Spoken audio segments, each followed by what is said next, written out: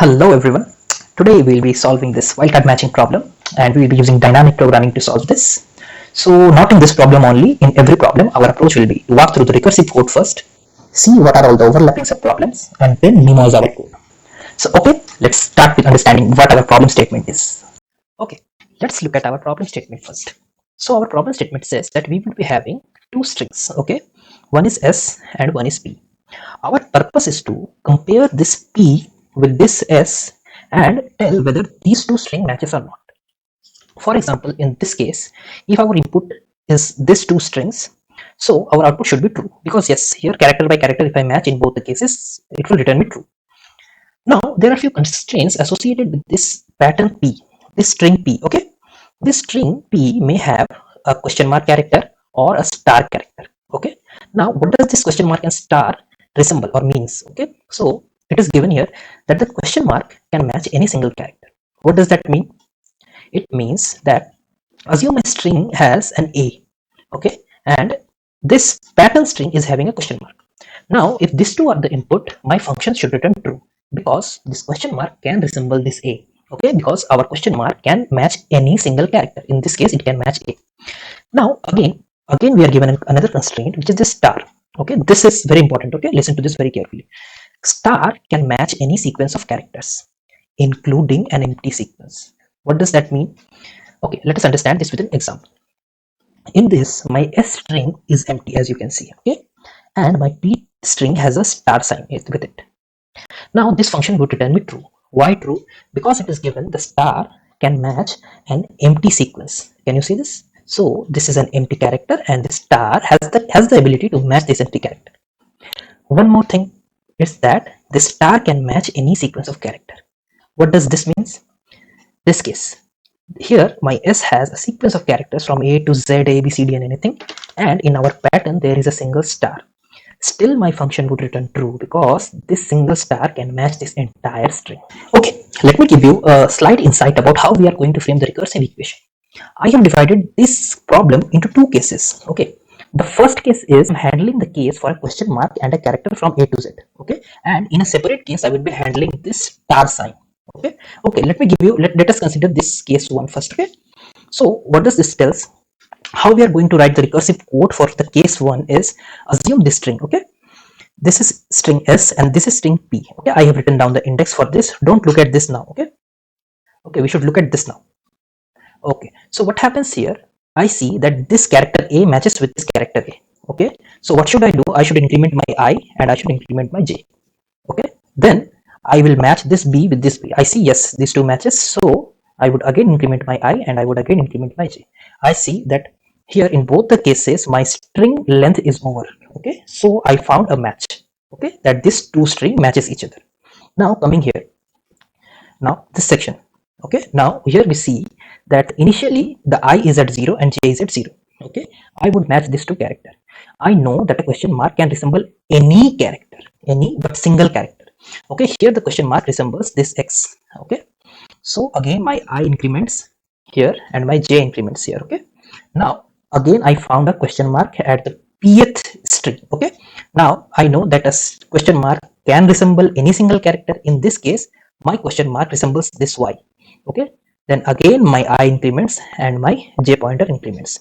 In this case also I saw that the length has exceeded of both the string, thus I have found a match here. So in this manner I would be going through the recursive, I would write the recursive code for this. Let us assume I have an input which is A. Okay, let us assume I have a pattern string which is question mark. So this should return me true because this question mark can resemble this A. Okay, now what if I have given, assume my input was okay, let this be my pattern. Okay, assume two A's and one question mark. Okay, now are these two same? Okay, let us carry on this, let us see whether these two are same or not by similar manner. Okay, initially my I is standing here and my J is standing here. Okay, I will match this one with this one. I know that this question mark can match any single character. Okay, so I found that these two matches. Okay, because this can resemble the character A. Now what happens, like my I increments and also my J increments. Okay, now I will be matching my I stands here and my J stands here. Now I'll be matching this A character. Do I have anything at J now? It is blank character. It does not match. Okay. Here we have a character to match with. Here we don't have any character. So we see that this gives us a false, which means that this pattern does not match this pattern. Okay. This can only match a single character. So now hereby I can frame a recursive equation here for these two things, whether a character or question mark in my pattern. That is, whenever I find a question mark or a character, I can match this with the upper side, okay, and increment by I pointer by 1. What does this means? This means that once if I found a match with this A and A, okay, then I did not to consider this anymore. Okay, I just need to consider this thing and this thing. If at all these two matches, then I would return a true, isn't it? So thus we now come up to a conclusion that whenever this ith character matches with this jth character, we increment I by 1 and we increment j by 1. And one more case is that we see that here these two characters are not matching, but still if we find a question mark in the jth position and any character at ith position, still the same function will be called, which is I would be incremented by 1 and j would be incremented by 1. Okay, so in code if we see that whenever the jth character is equal to the ith character, or if this also fails, but if this is true that the p at p the jth character is a question mark, we would write the function as f I plus 1 j plus 1. Okay, because in both the cases I am incrementing I plus 1 and j plus 1. Okay, so this is the recursive code whenever we get a character or a question mark. Okay, now let's move on to the implementation part of this. So we were looking at our first case, which is this for the characters among A to Z or question mark. Okay, so initially LEETCODE has given us this function which is match, and we have to return a boolean function to it, a boolean value to it. I have made my own function, okay, in which I am having 4 parameters. So this string is same as this string S, okay, this string P is same as this string P, okay. And what is this I and J? This will be clear here. Okay, if you remember that here I have showed you what is this I and what is this J. Okay, this is the I which I am talking about, and this is the J which is which I was talking about there. Okay, so what does this mean is that this is J represents the current position, okay, current position in at the pth string in which I am standing, and I represents the current position of the S string in which I am standing. Okay, this means that whenever this means these are the 2 pointers on which the characters will be compared. Okay, similarly here also you can see this is I and this is J. Initially they will be at 0, and if they matches then they will increment, and as I showed you the process, this will continue. Okay, as per this I have passed this value I and J, and I see, okay, if the p dot character at J is not equal to star, okay, this is the case. Okay, if it is star, then it will fall into case 2, which I have not written yet. We will be looking at it very soon.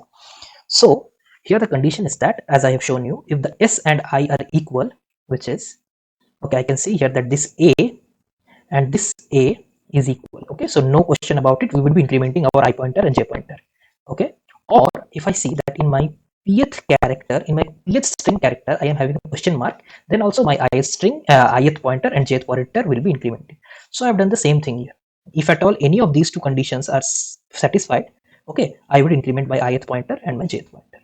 Okay, this is the case 1, and now the star of our this problem is going to be clear. Okay, I am going to proceed with this recursive equation now. Okay, let us understand how to frame the recursive equation for this star. Okay, this star gives us 2 options. Okay, first option is that we can resemble it with an empty character. Second option is we can resemble it, 3 options. Second option is we can resemble it with a single character. Third option is we can resemble it with a sequence of character. Okay, so let us understand this with an example. Okay, initially what does this mean? That it can resemble an empty character. So this means assume our input is an empty string. Okay, and in our pattern we got a star. Okay, then our function should return true because this can match an empty character. Okay, our star can match an empty character. What does this mean? That it can match a single character. Assume our input is A. Okay, our pattern is again a star. Okay, then what it says that this function should return a true. Okay, because this can match a single character. Now assume the third case, which is, let my input be A, B, C, D, E, F, X, Y, Z. Okay, anything. This is my input. And let my pattern be star. Okay.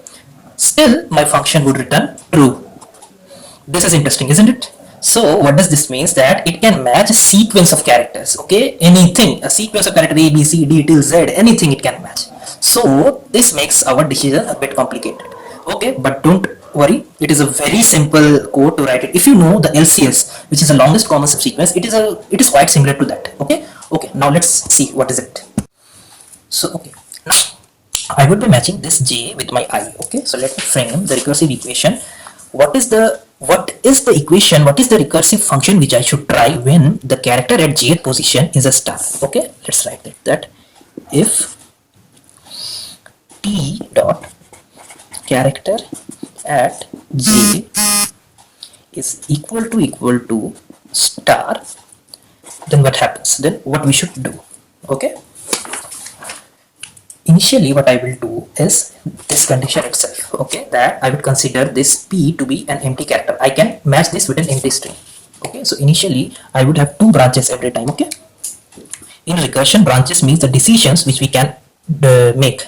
Initially I would take this star to be empty character. Okay, and then I would try to match with one or more character. In this side, I would match this star with one or more character in the similar manner I told you here. Okay, I would match with A, B, C, and D. So basically, what I see here is that if I take this star as an empty character, okay, this star is empty now. Okay, I have nothing here. So in my P, I am left with B only, and I have not made any changes here. Okay, so if I take this star as empty, then what are all the things which I am left with is A, B, and in my P, I am left with B. So this is my S, this is my P, isn't it? So this was my 0th index, this is 1, and this is 1. Okay, you can see here. So initially my I was standing at 0, still my I will be at 0 only, but I see that I have skipped this. Okay, that is, I have taken this as empty. So now I would increment my J. So my J comes from 0, it increments to 1. So here what happens? Now my I stays same, but my J increments by 1, isn't it? Whenever star is taken as empty character, my J increments by 1, but my I remains same. Okay. In second case, what happens? Let's see. I said that I would be matching one by one. Okay, I would match with A, then I will match with B, then I will match with C. Okay. So here what I do is that I match this star with this A. Okay. Once the match is over, this is vanished. Okay, because I need not to consider this anymore once I have matched with this. Okay. So now what I am left is, after matching this character with this, I am left with B in S and star B. Okay. So let's write this. I am left with B and star B. So this is my S and this is my P. Now we see that after skipping this, after matching this, okay, when I found a match with this has to be removed.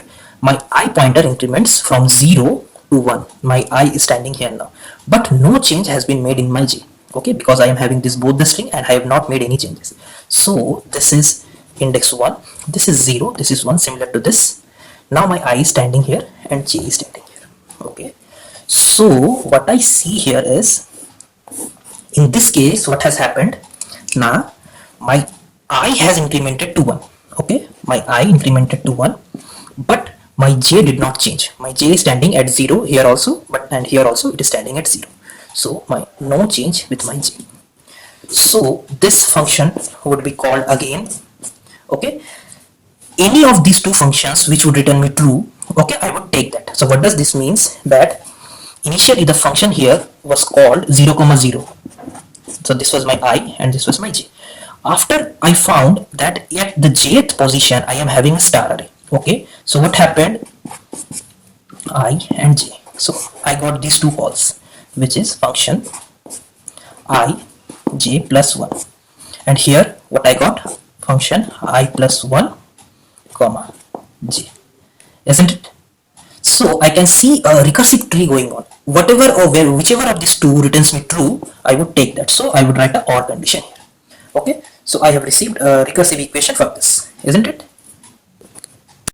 So now we see that whenever at the jth point in t, if we encounter a star, okay, then we should return whatever these two function returns us. Okay, so whenever I find a star at the jth position, we will give a call to these two functions. Okay, so here I would write return this and this with an or operation between. Okay, so function I comma j plus 1. This was for when I included when I resembled this star to be an empty character, or when I resembled this star to match with all the characters. Okay, I plus 1 and j.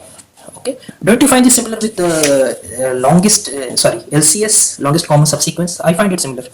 Okay, so this was the condition when we are doing this. Okay, you can see here. So now once we have understood that what are the decisions which are to be taken when our character is a star, so this is the recursive equation which we have framed out. Okay, so what are all the functions which we have written till now is case 1, when our characters is from a to z. So in this case what happens, we check whether the p dot character at j is not a star. Okay, whenever it is not a star, it can be either a character from a to z or a question mark sign. So then this functions will be called, okay, as we have discussed earlier. And if this case fails, that is the p dot character at j is not a star, if this case fails, then what it means that the character in which the jth pointer is standing is a star. Okay, so the else condition switch on and this function will be called, okay, as we have seen earlier. Now let's look at the base cases. Okay, after drawing these base cases, we will be looking at the overlapping. So this is the first base case in which we return true. What is it? Now when our I is equal to the s dot length and j is equal to p dot length, we return true. So what does this mean? This basically means, assume this case. Okay, I am talking about this case. Okay, here we match a with a, I increment I increment my j. Okay, now we match b with b, again we increment our j and again we increment our I. Finally I has reached the length of s, okay, and j has reached the length of p. Okay, so this means these two strings have matched successfully. Okay, so thus here we return true. Okay, as we can see. Now, okay, let's skip the second base case for now. Okay, let's understand what is this third base case tells us. This tells us that when j equals to p dot length and I is still less than s dot length, what does this mean? Then we should return false. Okay, so let's understand this by an example again. So here what I mean is that, okay, let us look at this example. Okay, here what happens, I is standing at a and j is also standing at a. Okay, then we match these two characters. Okay, a match has been found. What we do whenever a match is found, we increment our I and then we increment our j. Once our I increments, our I is standing here now and our j is standing here. So do we have anything here to match? We don't have anything here to match. So we see here that my j has reached the length of p. Okay, my j has reached the length of p as the condition framed here. My j has reached the length of p and my I is still less than s. Okay, let us see whether I is less than s or not. Yes, I is still at b and it is not equal to length. Okay, the length here is 2. Okay, now I is 0 and then it has incremented to 1. Okay, now I has not been still now equal to the length. Okay, I is still less than the length. So this condition is satisfied for now. Okay, initially what I mean, if I tell you that, assume we have a pattern, don't look at this. Okay, what I'm showing. So assume my string is this and my pattern is this. Okay, string is of length, okay, let my string be of length, assume this, and my pattern is this. So till this position we have matched. Okay, but still this point is remaining now. Until and unless we match this point, we cannot say that these two strings are matching. Okay, so this is the case which I mean by here. Okay, so this is our second base case. Now let's look at this case. Listen to this very carefully. Okay, what is happening here now? Now just the reverse conditions. Now what is happening now? Okay, let us look at this case once. Here what happens now? As usual, my I is standing here, my j is standing here. Okay, what happens? I match this ith pointer with the jth pointer and I see yes, b and b matches. I increment my I plus 1 and my j increments by 1. Okay, do I have anything at I now? It is empty character. Okay, it is empty character. Since we saw at this case here also the case was same, but it was the pattern string, it became empty. Okay, now the input string, which is this string, has in my I pointer is at empty character now. Now what we do? Shall I give it as a false? Shall I give it as a false, or shall I just check more again against the conditions which we have? Now this should return true. Why I should tell that to you now? So we can assume this star to be an empty character, isn't it? This star also to be an empty character. We can assume, okay, this star also I can assume it an empty character, because in the question we are given that we can assume the star can match any sequence of characters including empty sequence. Okay, star can resemble an empty character. Okay, so maybe we have n number of stars. Okay, n number of stars, but we can take them all as an empty character. Okay, so this is one condition. In this condition, what happens if this is empty, this is empty? Okay, if this is empty, this is empty, this is empty, then we are remaining with B only, na, at my pattern. So if we are remaining with B and this is also B, so these two now matches. Okay, in this condition, what we should return? Now we should return a true. Okay, now there is a twist. Okay, okay, let us see this example. Here what happens? This is my ith position and this is my jth position. Okay, B and B matches. I increment my I by 1, I increment my j by 1. Okay, now I is pointing to an empty character.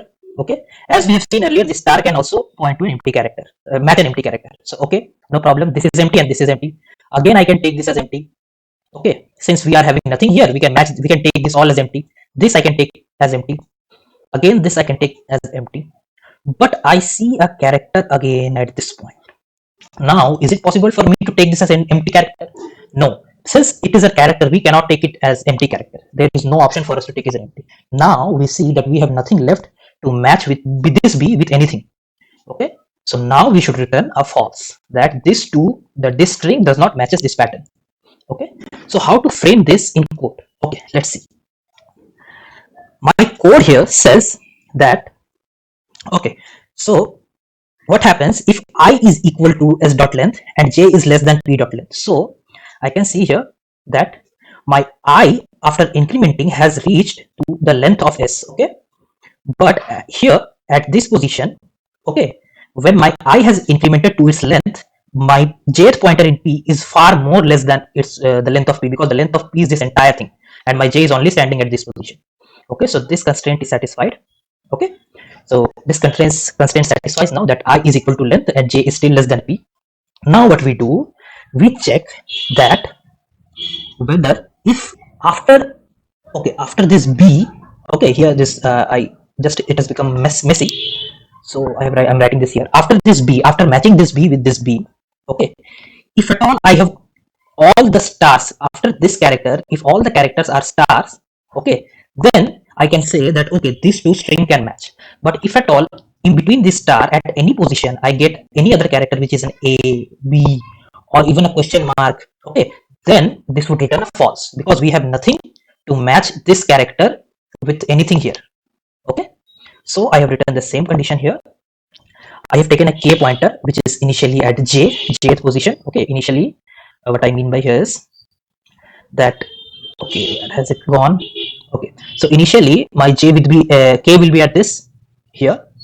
Okay, my k will be here. After that it will keep on iterating. Okay, whenever it finds a star, it is okay, but whenever it finds a character, it would return a false. So this is the same thing which I have written here. Okay, my k iterates from j to p dot length. Okay, and whenever if it finds anything which is not equal to star, okay, then it returns a false, or else after iterating all these till p dot length, if it finds okay, no, everything is a star, then it returns a true. So this is our base condition. Okay, now we have framed our recursive functions, which is this case 1 and case 2. We have defined our base cases. Okay, now, okay, our function is ready to run now. Okay, so let's see what happens if we run now.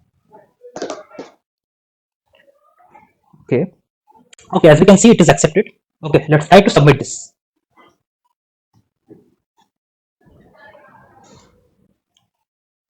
Okay, it's taking time. Okay, yes, finally we have got this exception, which is time limit exceeded. Okay, so let's see what how many test cases have matched. Okay, out of 1800 test cases, 1614 test cases have passed. Okay, now Now comes the dynamic programming. Okay. Now we will see if any problem is overlapping, which is if any problem is getting executed again and again, that the same problem is getting executed again and again. Now let's see the overlapping subproblems. What are all the overlapping subproblems we have? Okay, so based on what we have understood till now, we have framed these recursive equations. Okay, that is when the character at J is not a star, that means it is either from A to Z or it is a question mark sign, then this function is called, which is in which I is incremented by 1 and J is incremented by 1. Okay, else what happens if the character at J is a star, then we have seen that we call these two functions and which of these returns as true, we take it. So what are these functions? In one function we take this star to be as an empty character, and in this we take the star to match a sequence of characters. Okay, so now we have three function calls, 1 2 3. Okay, for each function at each time we have these three function calls. Okay, so now let us see what are all the overlapping subproblems by using a recursive tree. Okay, now initially I would be calling, my I would be at 0 and my J would be at 0, isn't it? Now each time I am having three functions to call. Okay, means I am having three decisions to take, which means 1 2 and 3. In my first decision I will increment by I plus 1 and J plus 1. So now 0 plus 1 is 1, 0 plus 1 is 1, I and J. Here similarly what happens, the I remains same and J increments by 1. So I remains 0 and J increments from 0 to 1. Here what happens, I increments by 1 but J remains same. So here what happens, now I from 0 it increments to 1 and J remains same. Okay, so this is the thing here. This is I, this is J, this is I and this is J. Again from here three functions would be called. Okay, again what happened, now I plus 1 and J plus 1 initially at this branch, which is function from I plus 1 and J plus 1, it is 2 comma 2. Okay, again here what happens, now I comma J plus 1. What does this means, that I does not change, I remains 1. Okay, and J increments by 1, which is, this is my J and it increments from 1 to 2. And in this branch what happens, now I increments by 1 but J remains same, that is I from 1 it increments to 2 and J it remains same. Okay, if I keep on drawing this, again this will have three branches, again this will have three branches, then the tree finally would look something like this.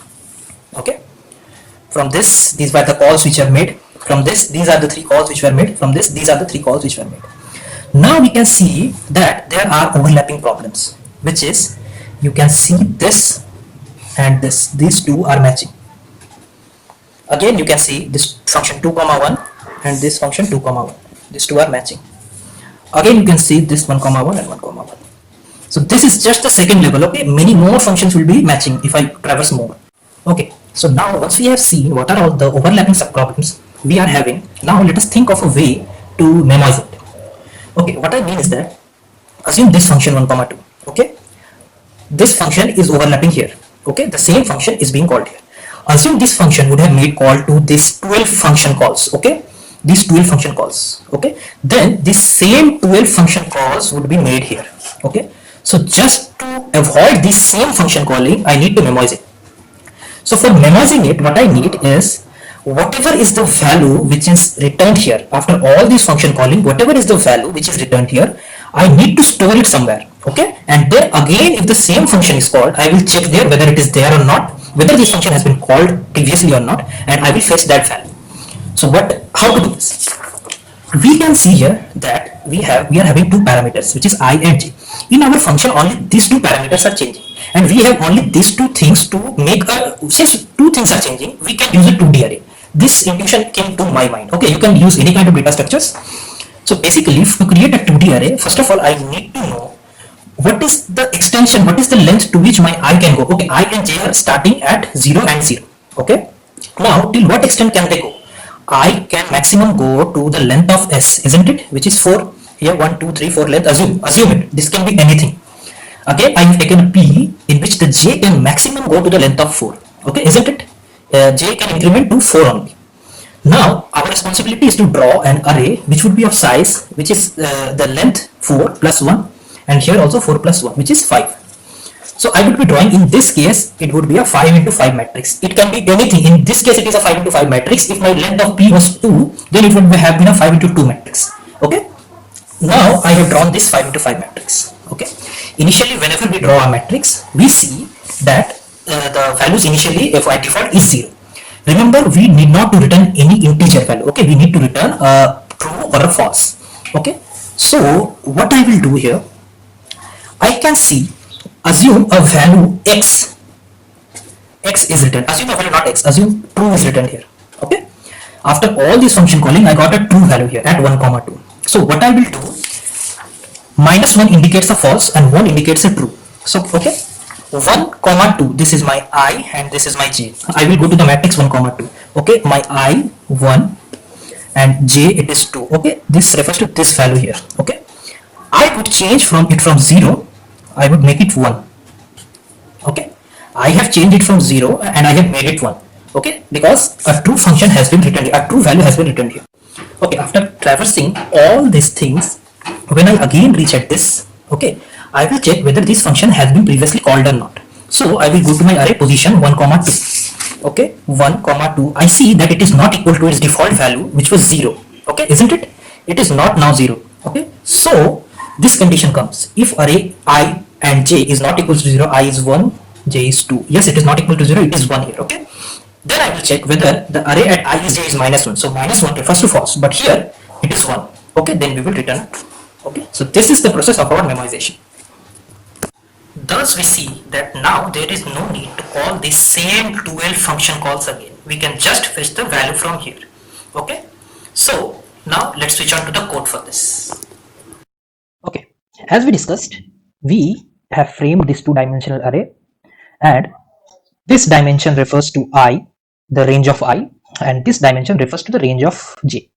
So the range of I is from 0 to s dot length, we know that, and the range of j is from 0 to p dot length. Okay, let me show you what I'm talking about. Okay, this is s and this is p. Okay, the I can start at 0, j also start at 0. I can traverse till the end of the string s. Okay, and j also can travel till the end of the string s, not more than that. Okay, so this is the thing which I have written here. Okay, and +1 to avoid any kind of space complexity. Okay, you can do or may not do that, no problem with this. Now I have passed this array here. Okay, for the further memoization process, and also I have taken this here. Okay, now what happens, as I told you, whenever I get any function returned as true, I would take it as 1, and whenever I got any function as false, I would take it as -1. What does that mean? So assume this function. Okay, if this function returns me a true value, okay, then I would store at the I comma jth place a value +1. Okay, else I would store a -1, which refers to false. Okay, similarly here also. Okay, in this case also, whatever the value after traversing these two functions which I get, okay, if it is true, then I will store the value 1, else I will store it as -1. So now this was giving value to my array. Now whenever I encounter the same function, then before reaching to another function calls, okay, they need to traverse through this code first. Okay, so here what is given, that if at all the array at I comma jth place is not 0, this means we know that by default array places all the array values in an integer type array, it is 0. Okay, if it is not 0, then this must be the case that we must have modified it with -1 or +1. Okay, like here. Okay, that we must have given it some value 1 or -1, or else it would have been 0 only, but in this case it is not 0. So now we will check whether it is -1. If it is a -1, we would directly return false, and if it is not -1, then we would directly return true. Okay, this means it is 1. So basically by here what I do is that the function which will be same in nature, which will have the same I and jth value, need not to traverse all the function again and again. The same functions will not be called again and again. Okay, by this we get this advantage, and this process is only called memoization. Okay, and yes, finally it is over, I think so. And let's try by running this, well, whether it runs or not. I hope it will run. Yes, it is accepted. And 1809 test cases, man. Okay, yes, all the test cases are passed. Let's see, 1809 test cases are passed. So please subscribe my channel, comment your views about this video, and please comment what are all the problems which I should share with you next. Okay, and do like this video. Thank you everyone.